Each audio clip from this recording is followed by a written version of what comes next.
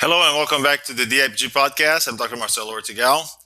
Today we continue our conversation with Gerry from the Brain Tumor Alliance in Australia and Gerry's history and experiences navigating his son Talon's diagnosis of DIPG.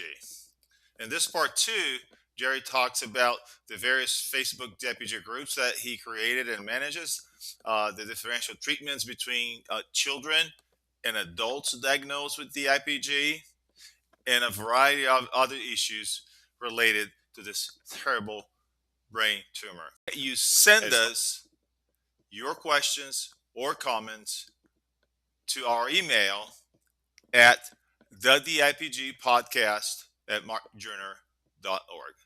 With that, I'll bring you Gerry back. Thank you. In Australia, that within the groups that you have that you created, that you split from the first one that was the DIPG research, that you realized that was too confusing, too confounding. There were many issues being brought to the same table for discussion. But within, as you expanded in these different venues for discussion of different aspects of the DIPG, you also have one for DIPG adults. We mostly talk about DIPG in children because that is the vast majority of these tumors. They do occur in children between ages of 3 and 10. But as Gerry just pointed out, adults, young adults, 18 to 20, 25, older adults in the 35 to 45 range, and even older, even more senior adults in the 50 to 55 range, they've developed DIPG. So could you please talk a little bit about this DIPG adults only group that you also created and as part of Facebook? Well, DIPG adults actually inherited from this wonderful woman called Keaton. She's like an American woman at the time. Sadly, she passed away, but the group remained. So, effectively, I inherited it from her and continued it running because it's an important aspect of the whole DIPG community. We have to cater for every aspect of it. So adults are very, very important because they're different. Children's brains are so different to adults because they're in this huge state of development. Initially, children's brains have 3 times the amount of brain cells that adults do because they prune over time and they reduce. So brains become more and more stable over time. Adults, when they reach maturity, generally in their 20s to 25s, you expect, okay, they should be fairly stable from now on. But for some adults, they harbor that DIPG tumor in the background, that cascade of molecular changes that may say, hello, we're going to turn the tumor on now. How that works, we don't really understand. And again, that could be a growth aspect. It could be a pregnancy. It could be fear-based, anxiety-based, a cortisol-based problem. We don't know how it activates. We just know that it does. And unfortunately, suddenly these people are having their normal lives with their families and they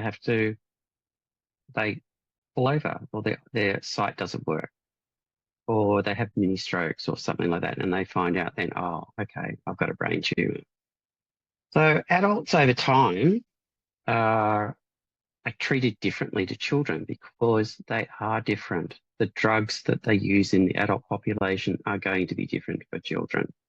They might have some similarities, but the agents that they use, again, because the brains are more stable, they can use high dosages. They can use different types of drugs. They could probably take a little bit more radiotherapy. They have a better understanding of what's going on.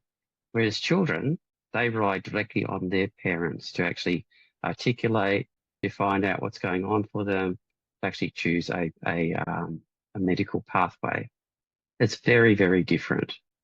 Also, the effects of treatment on children is far more devastating than what is on adults. And then we could go into a long discussion about secondary cancers that actually come from these treatments. And it's important to point out the fact that in pediatric cancer, there's only a handful of drugs that actually were developed specifically for pediatric cancer. Whereas for adult cancers, you have a much larger number of drugs that became available, and a significant number of investigators have decided to look back in some of the adult only drugs and try to manipulate dosage to see if that some of those drugs could be then transferred towards a therapeutic approach. In some cases, they can. It's a matter of dosage sometimes, but sometimes, and most of the time, it is not. As Gerry pointed out, these brains are in a very different point in their development, and they need to be looked at as different entities that may take one thing. One type of brain may take one thing, such as the adult brain, whereas the pediatric brain cannot take that.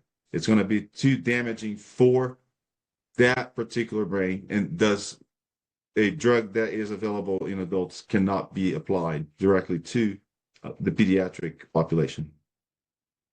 Yeah, that's correct. And that does become a problem in children because suddenly you might have spinal tumors come up in a patient that's got DIPG. They might, with current technology, with, for example, CED, convection enhanced delivery, or another mechanism like that, where they put microtubules directly into the pons where the tumor is and add an agent to actually stop that tumor. And in some ways, that can be quite effective. But the problem is with diffuse intrinsic pontine glioma, it's spread. Just think your jellyfish and your tentacles. It does spread.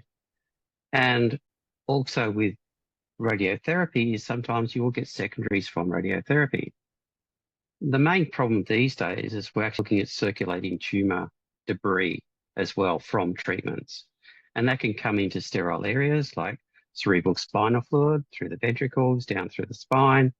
And in that case, it can start additional tumors growing elsewhere. Unfortunately, also, we've had similar problems with shunts that are actually put into abdomens. So the excess liquid from a shunt can be actually put through a sterile tube into an abdomen at a time. But unfortunately, with tumor shredding, sometimes that does actually happen to start causing, again, tumor growth elsewhere. So we have a variety of problems. And I think one of the main things we have to look at is quality of life. Quality of life is essentially our guiding light here. We want our child or the child to have the best possible time that they can in the time that they actually have. And most children want to go back to school. They want to play with their friends. They don't want to do medical stuff. They just go, I don't like it, or other things they will say. They just want to go back to school.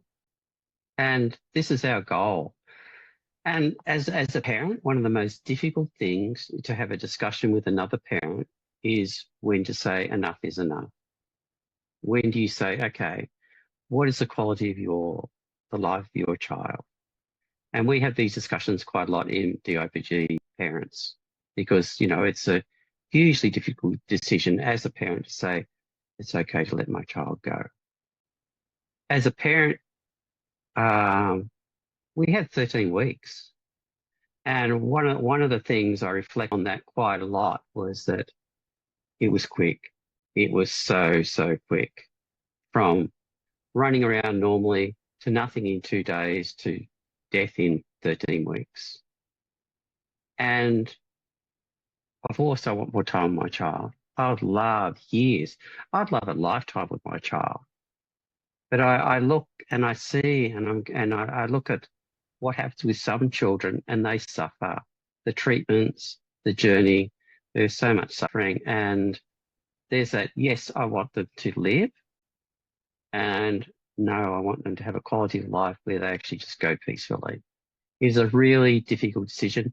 And there is no right answer at all for that one. It's just so hard. And I completely relate to what you said, and I'm sure many parents relate to that as well.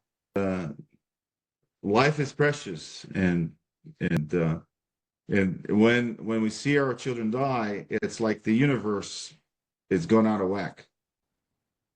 It's how you respond. I think And again, there are no rights and wrongs on how you respond,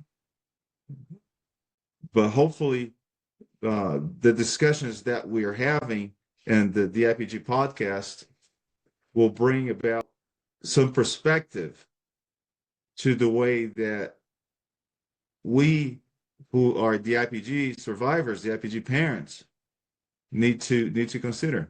And consider we do. We'll consider this until the day that we die ourselves, because we're always looking back and going, what if I did this? What if I did that? Correct. And it's about learning to live with your regrets. And that's really important to do so. So part of the journey and the reason why I created DIPG Research as a medical group is that we actually cover complementary medicine as well, because people want to be seen to be doing something.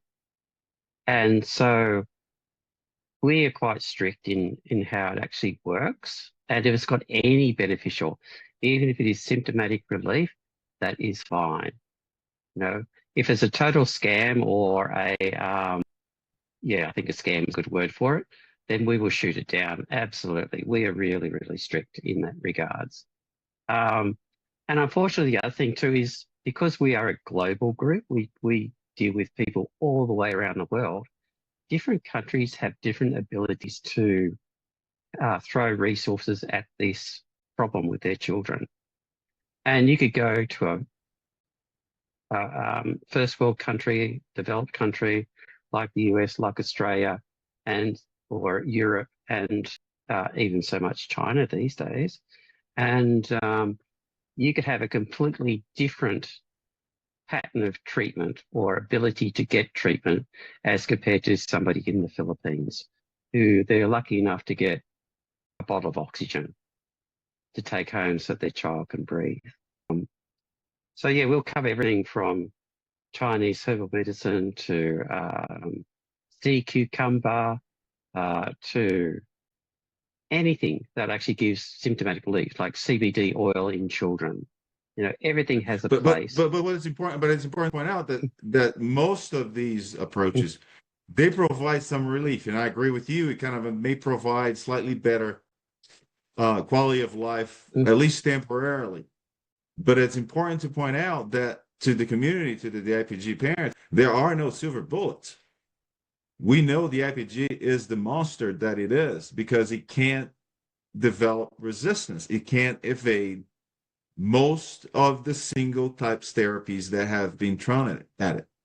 And keeping the pressure on is the only way to potentially extend, this is in my view, to potentially extend the life of the patient. If a single therapy, either be radiotherapy or you could do radiotherapy and you come with a specific drug that targets, certain sites, it may benefit, but it may benefit a fraction of the patient. It's not going to benefit everybody because people will respond very differently. So there are no silver bullets. And the only approach I think that is going to come closer to a more universal approach, it's going to be a multi-pronged approach in which you look at the patient, you treat the patient with a course of therapy, and you analyze what the tumor is telling you in terms of assessing the CSF, assessing the blood, assessing imaging the tumor, and then you change the approach, and then you change it again, and you change again until hopefully that tumor is fully removed. Obviously, there's no surgical approach to DIPG, but fully removed in terms of the therapy and reducing the size of the tumor. And then perhaps our own immune system will keep that in check, and for however long it will be kept in check. And that is the $1 million question to answer. We just do not know that. Absolutely. So treatment of DIPG, DMG is never going to be what's called a monotherapy. It's never going to be a single therapy. It just doesn't work. They've tried it and they keep trying it and it doesn't work. So it's always going to end up being a combination therapy. Right. And in fact, this is the same approach they're using in adult brain tumors like glioblastoma or astrocytoma. everyone's looking at different types of combination therapies at different times. And the important thing is with the World Health Organization is that they've gone down this pathway of molecular medicine. And molecular medicine is extremely important because it focuses on what is needed for that singular patient. There might be similarities. For example, DIPG has H3K27 mutation mostly, but there are variations on that. There are wild type genomes that actually are attached to that tumor. And so to get tissue, they generally do a biopsy. And because the pond is an eloquent area, it's small, it's about the size of a walnut, it has risk. It has risks and has deficits. Any brain surgery has risks and deficits. But there's a hope in the future that's coming now is a thing called blood biopsies. And what it means is that they're looking at tumor debris that's actually let go as a waste product of a tumor, and they can analyze that tumor and get molecular markers. So they've been doing this for the last probably 2-3 years or so, and it's actually getting better. So eventually the hope is that instead of going for a blood biopsy, they'll give you, instead of going through a biopsy, they'll actually give you take a blood sample. And that blood sample actually will look at it and they'll go, oh yeah, you've got these 2 markers for X, Y, Z. And they'll be able to do an assay on those markers. And they go, okay, for you at this time, and we're saying this time means this snapshot in time, we can give you this drug that has these active tumor target profiles that will cross the blood-brain barrier and attach it to its tumor and hopefully cause cell death. Now, as a tumor progresses in treatment, the tumor goes, hey, what's going on here? You're attacking me. You're trying to get rid of me. It will change its molecular profile. So it'll change it due to the chemotherapy that's actually treating that tumor, but also radiotherapy as well. Anything that changes the molecular profile then gives it an out. It will just do different things.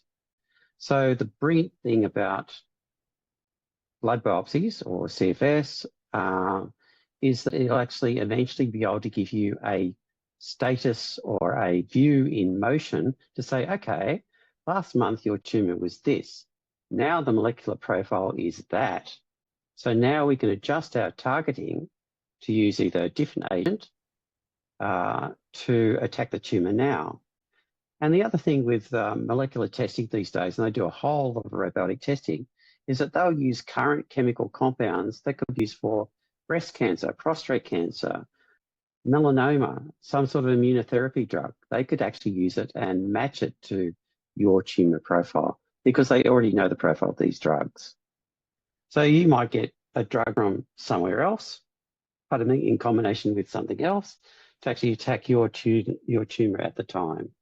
Right. And And that's precision really medicine is the approach. There's nothing, and that idea actually came across over 50 years ago when the human genome was originally developed, and at the time, within medicine, the goal was to have an individualized medicine based upon a person's individual a person's genetic profile.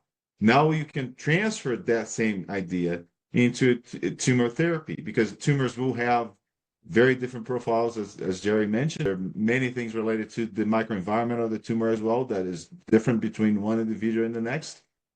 And that interaction between the tumor and the individual's immune response and immune system and so forth, that creates that individuality of the tumor.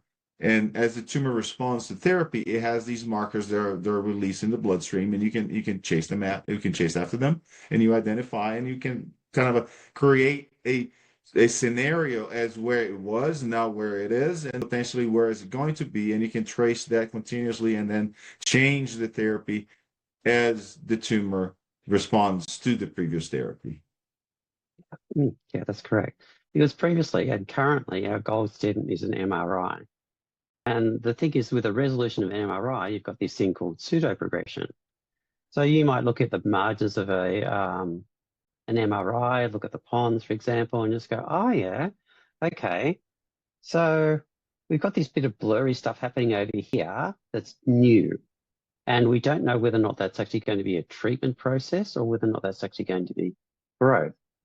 And the human brain can only take so much magnetic resolution for an MRI. So it's really difficult to actually see. That's why they have them 3 months apart, or, because essentially they're peering down at this image, which is way better than a CT scan, but it's not like you're not looking at individual cellular levels. And so, they need to make an informed opinion of this. These days, AI is actually helping in that as a tool. But again, it still comes down to a human who actually knows what they can actually see through 20, 30 years of study. And so then they make a decision around that particular tumor growth. The other thing is, I think people need to realize is that the brain is still a black box. We still don't know really what's happening in the brain. We haven't, I suppose, conquered this frontier of knowledge around the brain itself.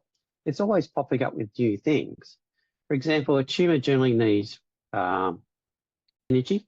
It needs to get rid of waste products. It needs to have, oxygen to actually perform. And then we could talk about microenvironments, but that's again another big subject. But again, it's like, you think, okay, it's glucose. So, okay, I just reduce my sugar. But no, it doesn't quite work like that. You can use metformin, which is a drug that does reduce blood sugar, and that does have an effect, but the brain tumor does adapt to it. And so we've got other energy sources that can do this. We have ketones, we have lipids. And you think, okay, so there's fats, so there's proteins that actually supply tumors. If we reduce those in some way or target those in some ways, does that affect the tumor? And we go, okay, it does. But then you come across really, really crazy things that we never ever expected over time. And this was thanks to Michelle Monge at Stanford, is that we found out that the tumor can actually feed off synaptic junction energy. So the act of thinking creates synaptic junctions. It's a chemical process that creates energy. A tumor will actually feed off that energy.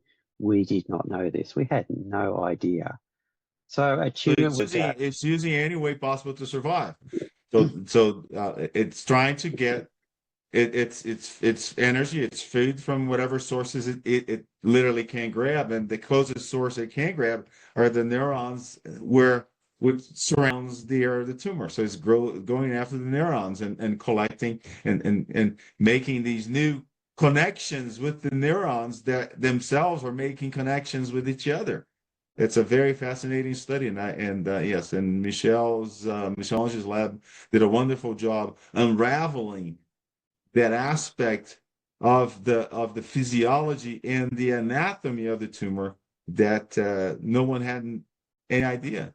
And it's like we're always surprised. The adaptability of a tumor to want to survive, because it's, if you think it from a tumor's perspective, it goes, hey, I'm here and everyone's trying to kill me. And it doesn't know that it's walking around in a living being as such. It just wants to survive and adapt and do so. And it does at such a fast rate. It's actually an incredible, in some ways, organism. And so there's a couple of thoughts around that as well. One of it is, hey, you just take it out or you kill the tumor. But there's another thought is that you actually look at the cascade failure that caused the tumor. You start looking at causation, where it's actually started. And can we actually treat this tumor so that it actually regresses back into normal tissue? And that's, again, another way of actually looking at it. Can we turn the tissue back in? Which is turning the clock in terms of cell division, because obviously if the tumor is driven by mutations that associated with the regulation of cellular division, which is essentially the the histones, and that's where the K27M mutation takes place. The histones are critical proteins that envelop the chromosome or the DNA and allows it to be packaged within the cell. If these histones are not functioning properly, that chromosome is not opening, the DNA is not opening and allow a proper exposure of its sequence for protein production and cell division and so forth. So you have to sort of turn back the clock and try to fix that. And one potential field that could lead to that is gene editing, something called CRISPR-Cas9. So that is something that if we know that an individual has it at a young age, there will come a time in which this gene editing approach can be attempted. And certainly you can attempt this in animal models first and see how they respond. And then we move on to that. Because if you have those markers and you know that those markers are critical for the initiation of the tumorigenesis or the growth of the tumor, if you can, before even begin to grow, you go in and you edit those genes, you remove and you fix them using this critical sort of a molecular scissor, if you will. You can fix those histones that envelop the DNA, then maybe that problem can be solved. Yeah, I agree with you doing that, Gerry. But I think that's going to take some time.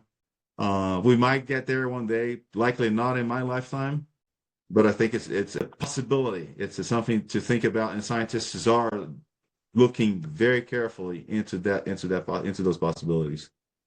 Yeah. This is again one of our wish lists. As parents, we have lots of wish lists, but that's one of them. But that's also one of the beauties of epigenetics and proteomics as well. Amazing studies, amazing, I should say, arms of study. So if any smart people out there, much smarter than me, please go and do that. That'd be wonderful. Thank you. The thing that I think that is really, really important to underline this for everyone is that there is nothing that you could have done to stop this. There's zero. Okay, this happened more than likely in utero. This thing was going to happen regardless somewhere down the years. So there's nothing that you could have done. There's no EMF things you could have avoided. There's no organic versus inorganic lifestyle. There's nothing that's environmentally around you that's caused this. It was already there. We've had organic children who had nothing, perfect lifestyle, blah, blah, blah. No EMF, no nothing. They get it. We've had people in highly industrial areas. They get it. We've had triplets, identical triplets. One of them gets it. Okay. So this is a problem that is not something that you or the mother has done. There's nothing that she could have done in her pregnancy that could have stopped this. And I think one of the biggest psychological aspects here is to stop beating yourself up and go, what if I did this? What if I did that? It will not happen. Okay. Nothing you had done has any effect of stopping DIPG. It was there at the beginning. It was beyond your control. And additionally, if this family is choosing to have another child, the current risk factor is the same as any other population member, which means just because you've had a child with DIPG doesn't mean it's going to be genetic. It doesn't necessarily mean it's going to run through your family as a genetic marker. It was completely random chance. It's the worst lottery ever as such. So please, please, please, it is not your fault. It is nothing you did. It was nothing you were around. It was something that unfortunately just happened. Thank you, Gerry. Thank you for that. So, and again, to finalize, I'd like to thank Gerry for the wonderful work that he's done, the wisdom that he brings, and the smile that he always carries in memory of Tyling. And I am on the other side of the world. We're literally mountains and at least an ocean apart, but we communicate often. We share similar histories, and many of you will have similar histories of the DIPG is something that you will relive. I've relived, my daughter's plight when I hear about a case. And as Gerry said, there's nothing that you've done that could have prevented this. There's nothing that you did that led to this. And however you respond, either by engaging with the community, engaging with advocacy, trying to change the paradigm, however you want to go forward with your grief is however you decide to do. And I thank you for your audience. And I'll see you on the next show. Thank you. Thank you.